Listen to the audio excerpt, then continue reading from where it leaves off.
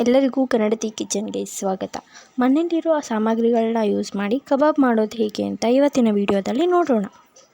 ನಾನೊಂದು ಮಿಕ್ಸಿ ಜಾರ್ಗೆ ಕೊತ್ತಂಬರಿ ಸೊಪ್ಪು ಮತ್ತು ಪುದೀನ ಸೊಪ್ಪನ್ನ ನೀಟಾಗಿ ವಾಶ್ ಮಾಡಿ ಹಾಕ್ಕೊಂಡಿದ್ದೀನಿ. ನೀಟಾಗಿ ವಾಶ್ ಮಾಡಿ ಹಾಕ್ಕೊಳ್ಳಿ, ಅದರೊಳಗೆ ಕಲ್ಲು ಏನಾದರೂ ಇದ್ದರೆ ಹೋಗಲಿ.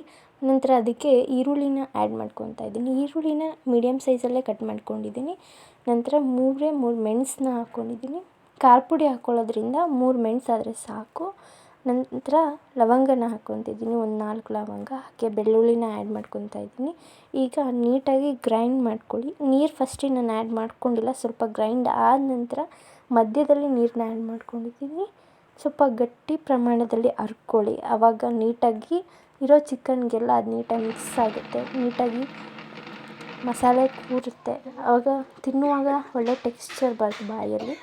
ನೆಕ್ಸ್ಟ್ ಈ ಪ್ರಮಾಣದಲ್ಲಿ ನಾನು ನೀಟಾಗಿ ಗ್ರೈಂಡ್ ಮಾಡಿಕೊಂಡು ಒಂದು ಪಾತ್ರೆ ತೆಗೆದಿಟ್ಕೊಂಡಿದ್ದೀನಿ. ಈಗ ಚಿಕನ್ ನೋಡ್ತಿರ್ಬೋದಲ್ಲ, ಚಿಕನ್ಗೆ ನಾನು ರುಬ್ಬಿಟ್ಕೊಂಡಿರೋದ್ರೊಳಗೆ ಚಿಕನ್ನ ಆ್ಯಡ್ ಮಾಡ್ಕೊತಾ ಇದ್ದೀನಿ. ಇಷ್ಟೇ ಹಾಕಬೇಕಂತ ಏನಿಲ್ಲ, ನೀಟಾಗಿ ಮಸಾಲೆ ಇಟ್ಕೊಂಡ್ರೆ ಆಯಿತು. ಗಟ್ಟಿ ಪ್ರಮಾಣದಲ್ಲಿ ಮಸಾಲೆ ನೀಟಾಗಿ ಅದ್ರ ಜೊತೆ ಮಿಕ್ಸ್ ಆದರೆ ಆಯಿತು. ನೀಟಾಗಿ ಮಿಕ್ಸ್ ಮಾಡ್ಕೊತಿದ್ದೀನಿ, ಹರ್ಕೊಂಡಿರೋದನ್ನು ನೀಟಾಗಿ ಮಿಕ್ಸ್ ಮಾಡ್ಕೊಳ್ಳಿ. ನೆಕ್ಸ್ಟು ಮೈದಾ ಹಿಟ್ಟನ್ನ ಹಾಕ್ಕೊತಿದ್ದೀನಿ. ಮೈದಾ ಹಿಟ್ಟು ಸ್ವಲ್ಪ ಜಾಸ್ತಿ ಹಾಕ್ಕೊಳ್ಳಿ. ಕಾರ್ನ್ಫ್ಲವರ್ ನಾನು 3 ಸ್ಪೂನ್ ಹಾಕ್ಕೊಂಡಿದ್ದೀನಿ, ಅಂದರೆ ಮೈದಾ ಹಿಟ್ಟು ಒಂದು 4 ಸ್ಪೂನ್ ಹಾಕ್ಕೊಳ್ಳಿ. ನೆಕ್ಸ್ಟು 1.5 ಸ್ಪೂನಷ್ಟು ಖಾರದ ಪುಡಿ ಹಾಕ್ಕೊಂಡಿದ್ದೀನಿ. ನಾವು ಖಾರ ಜಾಸ್ತಿ ತಿಂತೀವಿ, ಅದಕ್ಕೆ ಖಾರ ಜಾಸ್ತಿ. ನಿಮಗೆ ಕಮ್ಮಿ ಬೇಕಾದರೆ ಕಮ್ಮಿ ಹಾಕ್ಕೊಳ್ಳಿ. 1 ಸ್ಪೂನ್ ಉಪ್ಪು ಹಾಕ್ಕೊತಿದ್ದೀನಿ. ನೆಕ್ಸ್ಟ್ ಈ ಕಬಾಬ್ ಪೌಡ್ರನ್ನ ಆ್ಯಡ್ ಮಾಡ್ಕೊತಿದ್ದೀನಿ. ಇದೆಲ್ಲ ಹಾಕಿದ ಮೇಲೆ ನೀಟಾಗಿ ಮಿಕ್ಸ್ ಮಾಡ್ಕೊಳ್ಳಿ.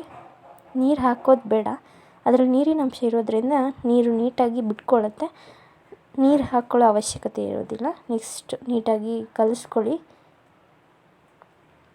ನೀಟಾಗಿ ಕಲಿಸ್ಕೊಂಡ ನಂತರ ನೀಟಾಗಿ ಕಲಿಸ್ಕೊಂಡಿದ್ದೀನಿ ನಾನು, ನೋಡ್ಬೋದಲ್ಲ ಈ ರೀತಿ ಬಂದಿದೆ. ನೀರು ಆ್ಯಡ್ ಮಾಡ್ಕೊಂಡೇ ಈ ರೀತಿ ಬಂದಿದೆ. ಸ್ವಲ್ಪ ಹೊತ್ತು ಅದನ್ನು ನೆನೆಯೋಕೆ ಬಿಡಿ. ನಾನೇನಿಲ್ಲ ಅಂದರೂ ಒಂದು 30 ನಿಮಿಷ ಅದನ್ನು ನೆನೆಯೋಕೆ ಬಿಟ್ಟಿದ್ದೀನಿ. ಈಗ ಎಣ್ಣೆ ಇಟ್ಕೊಂಡು ಎಣ್ಣೆನ ಕಾದ ನಂತರ ಅದಕ್ಕೆ ಎಲ್ಲ ಕಬಾಬ್ನ ಬಿಟ್ಕೊತಿದ್ದೀನಿ. ಎಣ್ಣೆ ನೀಟಾಗಿ ಕಾದ ನಂತರ ಬಿಟ್ಕೊಂಡ್ರೆ ಒಳ್ಳೆ ನೀಟಾಗಿ ಬೇಯುತ್ತೆ. ನೋಡಿ, ಈ ಥರ ಬ್ರೌನಿಷಲ್ಲಿ ಬಂದರೆ ಚೆನ್ನಾಗಿ ಬೆಂದಿದೆ ಅಂತ ಅರ್ಥ. ನೋಡ್ಬೋದಲ್ಲ ನೀವು, ಕಬಾಬ್ ನೀಟಾಗಿ ಆ ಮಸಾಲೆನ ಹಿಡ್ಕೊಂಡಿದೆ, ತಿನ್ನೋಕ್ಕೆ ಚೆನ್ನಾಗಿ ಬಂದಿದೆ, ನೀಟಾಗಿ ಬೆಂದಿದೆ ಕೂಡ. ಆ ಮಸಾಲೆನೂ ಬೆಂದಿದೆ, ಜೊತೆಗೆ ಕಬಾಬ್ ಒಳ್ಳೆ ಚೆನ್ನಾಗಿ ಬೆಂದಿದೆ. ನೀವು ನೋಡ್ತಿರ್ಬೋದು ಕಬಾಬ್ ಯಾವ ರೀತಿ ಬಂದಿದೆ ಅಂತ ಹೇಳಿ. ನೋಡಿ, ಚಿಕನ್ ಕೂಡ ಬೆಂದಿದೆ, ಇದರಲ್ಲೇ ಗೊತ್ತಾಗ್ತಾ ಇದೆ. ಮನೇಲಿರೋ ಐಟಮ್ನ ಯೂಸ್ ಮಾಡಿಕೊಂಡು ನಾನು ಕಬಾಬ್ ರೆಡಿ ಮಾಡಿದ್ದೀನಿ. ಈ ರೆಸಿಪಿ ಇಷ್ಟ ಆದಲ್ಲಿ ಲೈಕ್ ಮಾಡಿ, ಶೇರ್ ಮಾಡಿ, ಕಮೆಂಟ್ ಮಾಡಿ, ಹಾಗೆ ಕನ್ನಡತಿ ಕಿಚನ್ಗೆ ಸಬ್ಸ್ಕ್ರೈಬ್ ಮಾಡ್ಕೊಳ್ಳಿ. ನೆಕ್ಸ್ಟ್ ವಿಡಿಯೋದಲ್ಲಿ ಸಿಗ್ತೀನಿ. ಬಾಯ್.